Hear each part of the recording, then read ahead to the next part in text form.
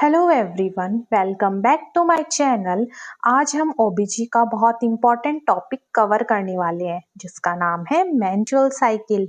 ये topic nursing exams, viva और practical understanding के लिए बहुत इम्पोर्टेंट है। इस वीडियो में मैं आपको step by step ovarian cycle, uterine cycle और हार्मोनल चेंजेस बहुत सिंपल वे में एक्सप्लेन करूंगी।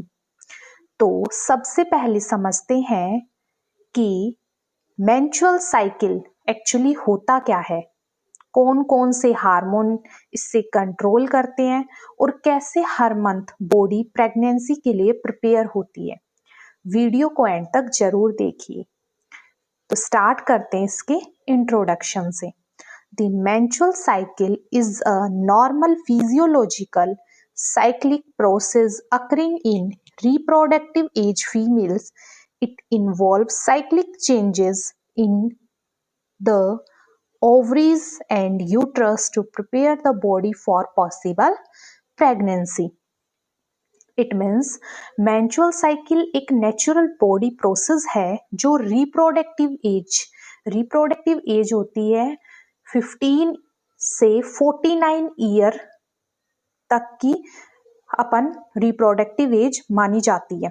ठीक है, आगे है वाली फीमेल्स में हर मंथ ये होता है मेंस्ट्रुअल साइकिल। ये बॉडी को प्रेगनेंसी के लिए प्रिपेयर करता है।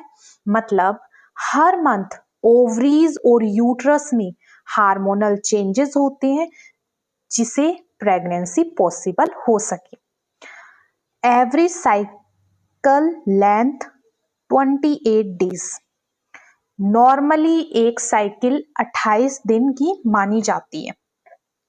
मतलब 28 दिन पे पीरियड्स स्टार्ट हो जाते हैं। नॉर्मली है ये टाइम। और नॉर्मल रेंज होता है 21 से 35 दिन डेज इन एडल्ट।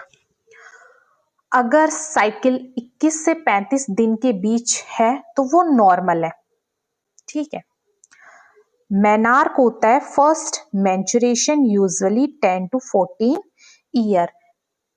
पहली बार पीरियड्स आना यूजुअली 10 से 14 साल की उम्र के बीच पीरियड्स आ जाती है। पहली बार जो पीरियड्स आते हैं उसको बोलते हैं menarche. Menopause permanent cessation of menstruation 45 से 55 ईयर। मतलब जब परमानेंटली पीरियड्स बंद हो जाते हैं और वो कौन सी एज में होते हैं, 45 से 55 साल के बीच में, उसको बोलते हैं मेनोपॉज। नेक्स्ट हम देखते हैं hormonal regulation of menstrual cycle. तो the menstrual cycle is regulate by the hypothalamic pituitary ovarian HPO axis. Brain और ओवरीज मिलकर हार्मोन्स के थ्रू साइकिल कंट्रोल करते हैं। ठीक है, इसमें फर्स्ट आता है hypothalamus secretes GnRH hormone, gonadotrophin releasing hormone. Brain का पार्ट जो GnRH हार्मोन रिलीज करता है। Pituitary gland FHS follicle stimulating hormone और LH ल्यूट्रिएटिंग हार्मोन। मतलब ये जो ग्लैंड होती है दो इंपॉर्टेंट हार्मोन बनाती है, FSH और LH। ओवरीज एस्ट्रोजन और प्रोजेस्टेरोन। जो ओवरीज होती है वो एस्ट्रोजन और प्रोजेस्टेरोन हार्मोन बनाती है जो यूट्रस को प्रिपेयर करते हैं। ठीक है, लास्ट है these hormone regulate follicle development, ovulation and uterine changes. ये जो हार्मोन है ये मिलकर एग का डेवलपमेंट करते हैं, ओव्यूलेशन करते हैं एंड यूट्रस चेंजेस को कंट्रोल करते हैं। ये तीनों हाइपोथैलेमस के अंदर है, सिक्रीट करता है ये GnRH ये हार्मोन, और FSH और LH और एस्ट्रोजन और प्रोजेस्टेरोन ये हार्मोन क्या करते हैं, ये सब मिलके यूट्रस चेंजेस को, ओव्यूलेशन को और एग डेवलपमेंट को कंट्रोल करते हैं। नेक्स्ट हम बात करते हैं phases of menstrual cycle. 28 days cycle होती है ये। एक ही टाइम पर बॉडी में दो साइकिल चलती है, ओवेरियन साइकिल ओवरीज में चेंजेस होते हैं, और यूट्राइन साइकिल, एंडोमेट्रियम साइकिल, इसके अंदर यूट्रस में चेंजेस होते हैं। इसमें फर्स्ट साइकिल अपन बात करते हैं ओवेरियन साइकिल, जिसके अंदर फर्स्ट फेज आता है फोलिकुलर फेज, डे 1 से 13। इसमें हार्मोन जो होता है वो होता है एफएसएच और एस्ट्रोजन। इस फेज में एफएसएच हार्मोन एक्टिव होता है। इवेंट्स की बात करें तो FSH stimulate growth of ovarian follicles, one follicle become dominant Graafian follicle, estrogen secretion increase, endometrium start thickening। FSH ovaries के फॉलिकल्स को ग्रो करता है, एक फॉलिकल स्ट्रॉन्गेस्ट बनकर डोमिनेंट हो जाता है, जिसको हम ग्रेफियन फॉलिकल बोल रहे हैं। एस्ट्रोजन लेवल इंक्रीज हो जाता है और यूट्रस की जो लाइनिंग होती है थिक होना स्टार्ट हो जाती है। ये फेज बॉडी की प्रिपरेशन फेज होती है, फॉलिकुलर फेज। ठीक है, नेक्स्ट बात करते हैं ओव्यूलेशन फेज की, जो डे 14 होता है। इसके अंदर हार्मोन है LH सर्ग। ये जो हार्मोन है ये सडनली इंक्रीज हो जाता है। ठीक है, इवेंट्स की बात करें तो LH सर्ग causes rapture of Graafian follicle, release of mature ovum from ovary, ovum enter the Graafian follicle.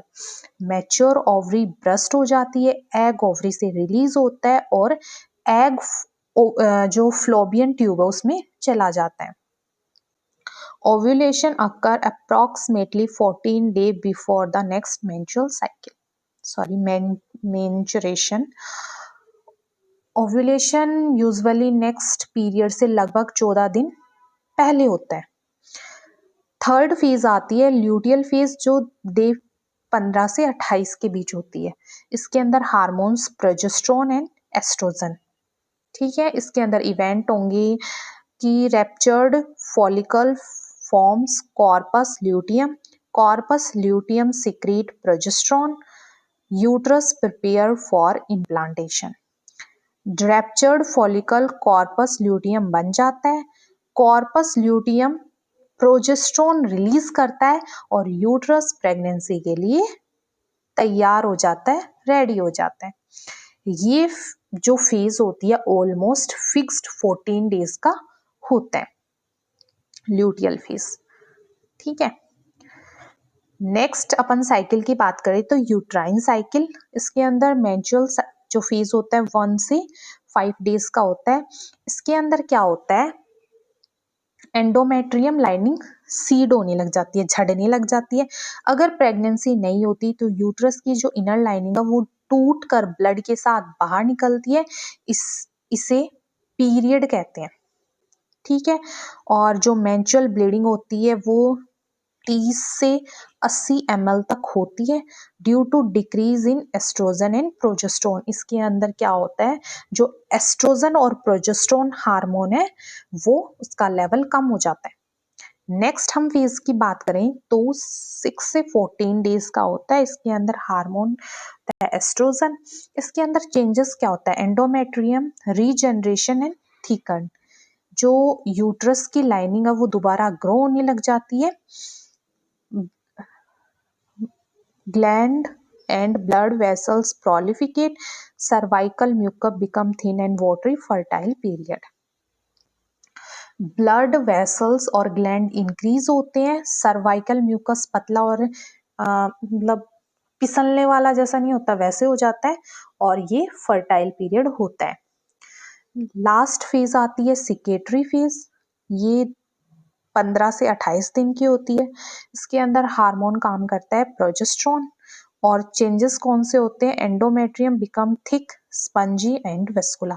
जो एंडोमेट्रियम होती है वो थिक सॉफ्ट बन जाती है, और एंडोमेट्रियल ग्लैंड सीक्रेट न्यूट्रिएंट्स। जो एंडोमेट्रियल ग्लैंड है वो न्यूट्रिएंट्स से भर जाता है।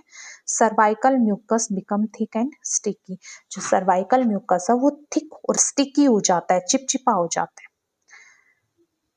नेक्स्ट मैं तुम्हें एक चीज और, इसमें जो ये सिकेटरी फेज होती है ये बॉडी इम्प्लांटेशन के लिए अब रेडी है। ठीक है, ये जो फेज है मैंने तुम्हें थ्योरी में तो समझा दिया, अब डायग्राम में और समझा देती हूँ। इसके अंदर क्या होता है, ये मेंस्ट्रुअल साइकिल में 4 फेज होती है। इसमें मेंचुरेशन, फॉलिकुलर फेज, ओव्यूलेशन और ल्यूटियल फेज। तो इसको वन बाय वन समझते हैं। फर्स्ट आती है मेंचुरेशन फेज, जो 1 से 4 डेज की भी होती है और 5 डेज की भी। तो इसमें तुम सबसे लेफ्ट साइड में ब्लीडिंग देख रहे हो, ठीक है। तो ये साइकिल का फर्स्ट डे मेंस्ट्रुअल ब्लीडिंग से स्टार्ट होता है। इस टाइम यूट्रस की लाइनिंग, जो इनर लाइनिंग है वो झड़ने लग जाती है, सीड होती है, जिसे हम पीरियड्स बोलते हैं। ये फेज यूजुअली 3 से 5 दिन तक का होता है, ठीक है। नेक्स्ट आता है अपना फोलिकुलर फेज। इसके अंदर तुम देखो कि अपर साइड में देखो फॉलिकल्स ग्रो कर रहे हैं, ठीक है, दिख रहे हैं। हार्मोन ग्राफ में भी एफएसएच और एस्ट्रोजन इंक्रीज हो रहा है, एफएसएच भी इंक्रीज हो रहा है और एस्ट्रोजन भी इंक्रीज हो रहा है। तो इस फेज में pituitary gland FSH hormone release करती है, जो ओवरीज में फॉलिकल्स को ग्रो करता है। फॉलिकल एस्ट्रोजन हार्मोन बनाता है, जो यूट्रस की लाइनिंग को थिक करना स्टार्ट कर देता है ताकि प्रेगनेंसी पॉसिबल हो सके। नेक्स्ट फेज अपनी ओव्यूलेशन फेज। तो इस फेज में डायग्राम में फॉलिकल ब्रस्ट हो जाता है, देख पा रहे हो तुम, फूट जाता है ये देखो, ठीक है। हार्मोन ग्राफ में एलएच स्प्लिक दिख रहा है, मतलब सबसे हाई लेवल पे दिख रहा है। तो साइकिल के मिड में एलएच हार्मोन सडनली बहुत ज्यादा इंक्रीज हो जाता है, जिसे एलएच सर्ग बोलते हैं अपन। इस सर्ग की वजह से मेच्योर फॉलिकल ब्रस्ट हो जाता है और एग रिलीज हो जाता है। इसी प्रोसेस को ओव्यूलेशन कहते हैं अपन। ये फट गया, इसकी वजह से एलएच बहुत इंक्रीज हो जाता है इसमें सडनली, ठीक है। ये प्रेगनेंसी के लिए सबसे फर्टाइल टाइम होता है, ओव्यूलेशन जो होता है ये अराउंड 14th डे पे होता है, ठीक है। नेक्स्ट और लास्ट फेज होती है ल्यूटियल फेज, जो डे 15 से 28 डेज के बीच होती है। तो इसके अंदर राइट साइड में देखो कॉर्पस ल्यूटियम बन रहा है, ठीक है। हार्मोन ग्राफ में भी प्रोजेस्टेरोन हाई दिख रहा है, दिख रहा है, ओके। तो ओव्यूलेशन के बाद फॉलिकल कॉर्पस ल्यूटियम में कन्वर्ट हो जाता है, जो प्रोजेस्टेरोन हार्मोन रिलीज करता है।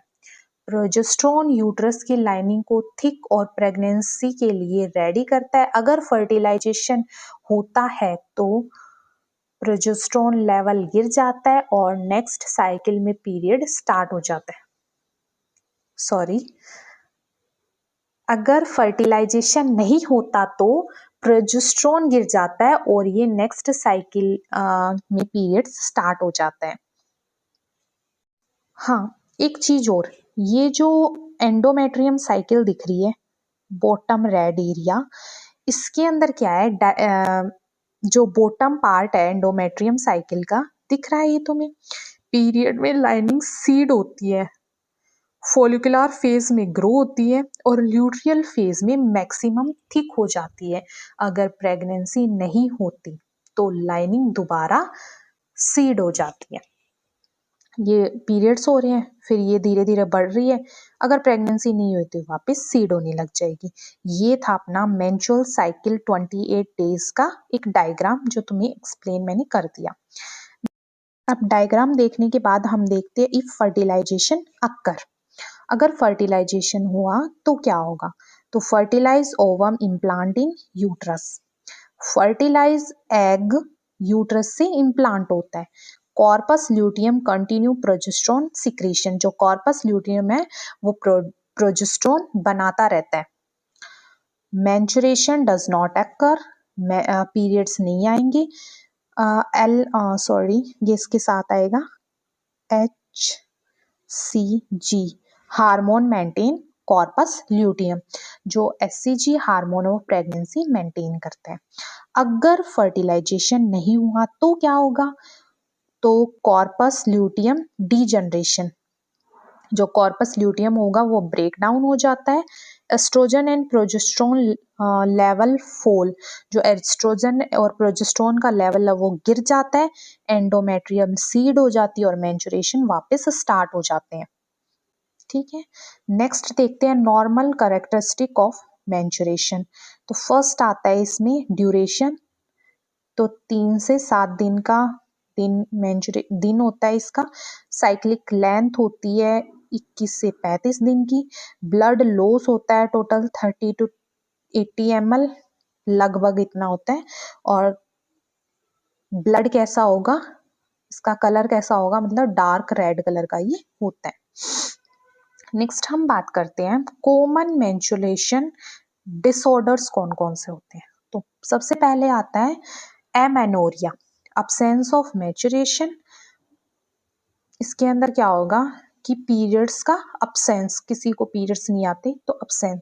तो primary no menarche by 15 year, 15 साल तक पीरियड स्टार्ट ना होना। सेकेंडरी होता है absence for 3 cycle for 6 month, 3 cycle या 6 मंथ तक पीरियड्स ना आना। 3 साइकिल नहीं आती या फिर 6 मंथ तक पीरियड्स नहीं आते, उसको एमेनोरिया बोलते हैं। डिसमेनोरिया पेनफुल मेंस्ट्रुएशन, मतलब पीरियड्स तो आते हैं लेकिन बहुत ज्यादा पेन होता है। प्राइमरी विदाउट पेल्विक पैथोलॉजी, बिना डिजीज के पेन हो रहा है। सेकेंडरी ड्यू टू डिजीज, किसी बीमारी की वजह से पेन हो रहा है, या तो एंडोमेट्रियोसिस होता है या फाइब्रोइड या पीआईडी। ठीक है। नेक्स्ट है अपना मेनोरेजिया, एक्सेसिव मेंस्ट्रुअल ब्लीडिंग, मतलब किसी को बहुत ज्यादा ब्लीडिंग होना या 7 दिन से ज्यादा ब्लीडिंग होना। ठीक है, 80 ml से ज्यादा ब्लीड हो गया या फिर 7 दिन से ज्यादा ब्लीड हो गया। ओलिगोमेनोरिया, इनफ्रीक्वेंट मेंस्ट्रुएशन, इसके अंदर क्या होता है पीरियड साइकिल बहुत लेट तक आना, 35 दिन निकल गए, 40 दिन निकल गए, उसके बाद आना। ठीक है। लास्ट आता है पॉलीमेनोरिया,